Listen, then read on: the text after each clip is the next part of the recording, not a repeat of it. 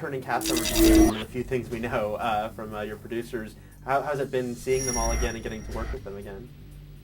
I don't know if I've really seen anyone yet. It's true. Yeah, because we don't all work together all the time. It's sort of. There are a few that, it's always sad to see somebody leave the show, and so it's equally, if not more, happy when they return.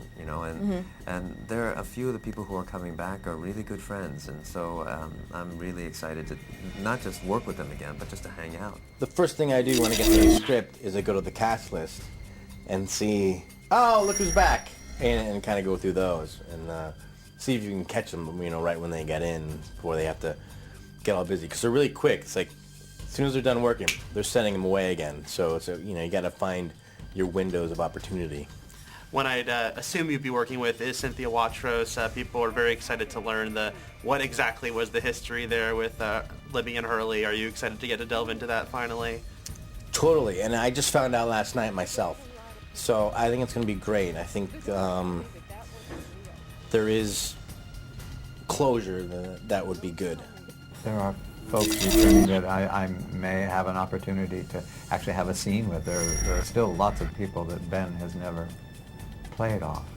Yeah, we're still hearing about some of it we haven't seen yet, but I think it'll be great to have everybody come back. That'd be wonderful. What did you think when the show went into the time travel realm? That it kind of played with sci-fi a little bit, but you went all in season 5. What did you think about that storyline? They kind of lost me at that point. Yeah, it was funny because I do enjoy the dimensions they add each year, and I was like, oh, what are they going to do this year? And they did that, and it's like, well, let's hope the audience goes for that one.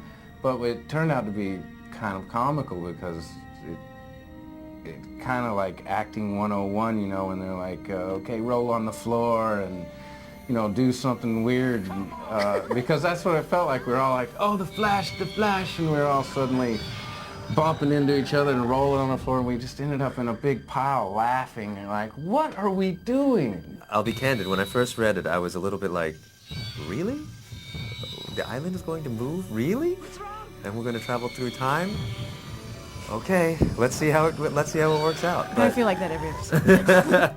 But you know what? The thing is, when you describe it that way, and Damon kind of touched on this, in the larger panel, it sounds very hokey and sci-fi, but like so many things in entertainment, it's in the execution, and the way they do it grounds it in reality in a way, ironically enough, that it's believable.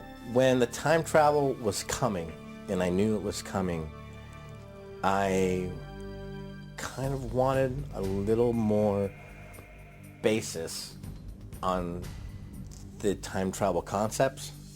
So I got a few books and just, kind of looked at a few things, like the idea, the whole, and that was my first time delving into the concepts of space-time and, the idea, can you go back and kill your father, and the rules whether or not, that's allowed or not. And it was kind of just as I wanted an extremely light primer, just so when stuff would show up and I'd hear people like Daniel Faraday talking about, that this can't happen or this can happen, that I kind of knew enough in, just Jorge's mind to proceed.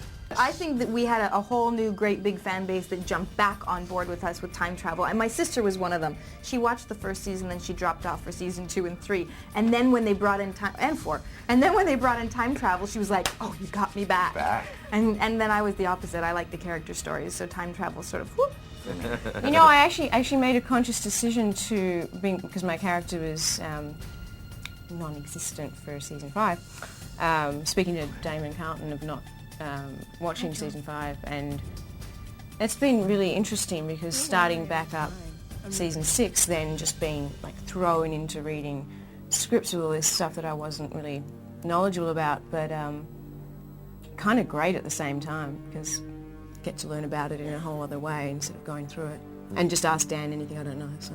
That's right. The fans always have these questions. Is there something you want to see wrapped up really big by the end? Something that you think about, like what's going to happen with?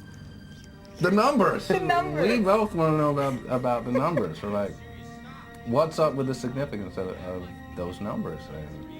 Do you have a theory? What's up with the numbers? We like the numbers, Grandma. Yeah.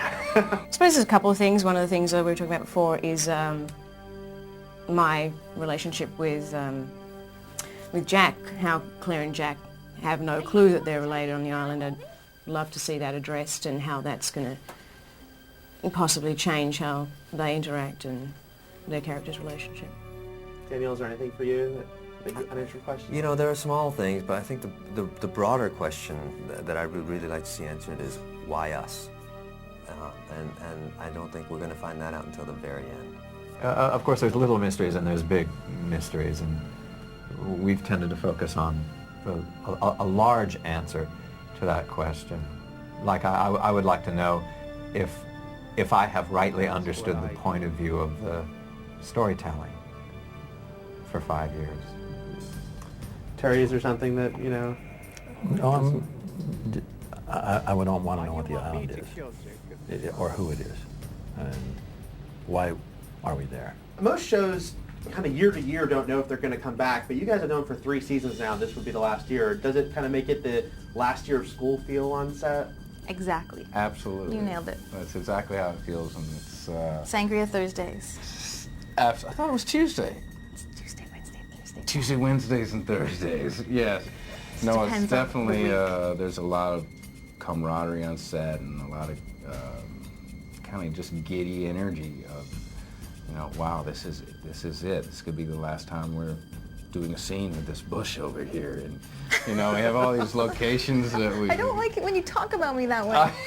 Well, I told you, it's I know, rude. but, you know, I like... It's a little unruly on set at times, too, because we all know it's over, so it's like no one's going to get fired now. We know sadness is coming, but we're trying to keep it as close to the very end as possible, and we're just kind of enjoying each other on set, and just, it's a lot of fun. It definitely feels like kind of like the senior year of high school. We're all a little bit too cocky for ourselves now, and we're having a great time. It's a good time. We'll get into a sing-song as a cast, and they'll call us to set, and we'll just keep singing. Yeah. We're real bad like It's that. terrible. We're rebels.